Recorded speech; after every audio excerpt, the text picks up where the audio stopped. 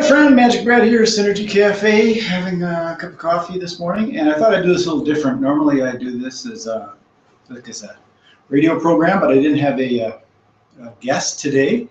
So I'm just sitting here at my home in Nashville and having my morning coffee. It's Saturday morning. I don't even know the date because I don't pay attention to that stuff much. But I'm going to share my story, and I'm going to start when I was a little kid. So when I was about 5 years old, a friend of my brother's came and he made a quarter disappear, and then he pulled it out of my ear, pulled it off from behind my ear. And that's what got me fascinated in magic. So that's where the name MagicBrad comes from. Some people wonder about that. But I started doing magic when I was a little kid, and that evolved into a hobby and then actually an income in high school. And that's what I did to kind of get attention as a kid. And then when I graduated, everybody told me it was time to get a job. So I proceeded to get a job, and I worked for the Anoka County Parks and Recreation Department in the Twin Cities, Minneapolis. And I did that for a couple years, and I was still doing my magical entertainment as a sideline thing. And then I got laid off from my job, and I thought, well, that sucks. So talking to some people, they told me I should learn a career or a trade. So I went to learn how to do design drafting. I'm a left-hander, so I correct my left hand. Do design drafting, and I got a job doing that, and I got laid off a couple times. So I decided to go into magical entertainment full time, and I did that, and I started a little agency where I was booking face painters and caricaturists and clowns and jugglers and other magicians and hypnotists and ventriloquists. And that was my job. It was kind of self-employment, but busy, you know, lugging through picnic grounds to do company picnics, and then the holiday parties, carrying trunks and things up in hotel rooms and all. And then my marketing mind kicked in, and I wanted to figure out how can I reach these event planners a little easier rather than always chasing them around. So I created a trade show for event planners to come and find their all their resources that they might need for planning an event, like staging and lighting and catering and limousines and hotels, casinos, and of course entertainers. So that was my lead list, and I utilized that to, I used to get about 2,000 people a year coming in from corporations like Target, Cargill, Medtronic, 3M, Honeywell, Pillsbury, General Mills. And they would come in and fill a little form that would say what they're looking for their events, and then that would build my database.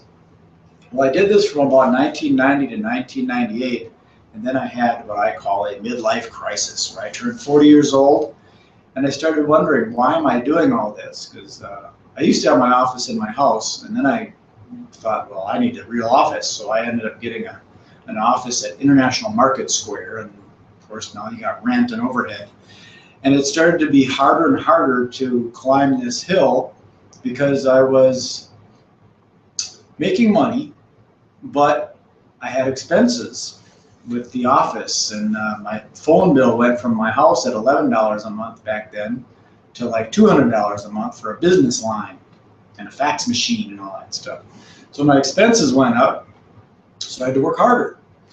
And it got to be a challenge, and I had some financial struggles and credit cards and debt and all this, and I just couldn't take it anymore, so I closed the business down.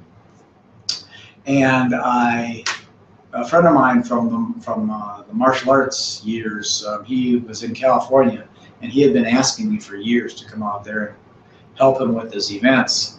And because I had a business, I could not go out there. But now I decided to shut my business down, and I went out to Los Angeles. And I didn't have anything other than my magic props and a computer and some clothes, and I put that all in my car and drove out to Los Angeles. And my parents had died early on, and my brother was also living at the house.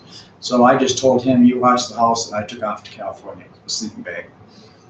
I did that for about a year, and when I needed money for gas or car insurance or whatever, I would do some magic at different events, and that was life. And then a friend of mine in North Hollywood, or the Studio City area, had a project to work on, magic-wise. So I went out there and I worked on that project, and that was a lot of fun and made some good money. But then that project was over, and I had to figure out what I was going to do. And Los Angeles is a tough place to live. Entertainment out there is a whole other story. It's not necessarily magicians. Everybody out there is a magician, comedian, juggler. They can tap dance, sing, all that stuff. So I had to get out of LA. So I came back to Minneapolis, and I bought a motorhome, and I was going to travel around the world, or travel around the country, driving this motorhome, and I was going to do magic for families at KOA campgrounds. And I was looking to get sponsored by like a digital satellite company, and then I would travel around doing magic for families and pitching digital satellite television, because I saw the connection with the internet and the phones and all this stuff. But then a business friend of mine contacted me, Rick. He goes by the Expo guy, and he said, let's do trade shows together. So we started a company producing home improvement expos and health and wellness expos. And that got a little stressful. We started doing about 10 shows a year, and it was like almost having a job, or the business, my business was running me. It was like having, I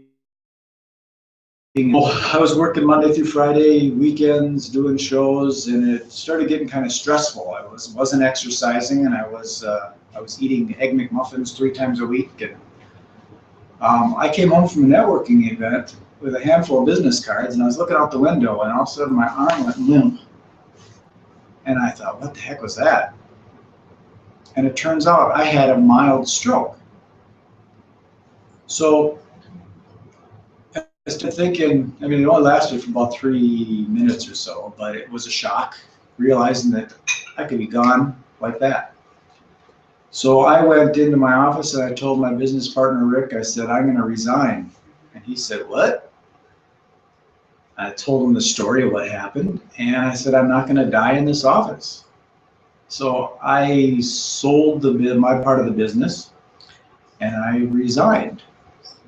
And then I started learning this online marketing thing now. What do we got?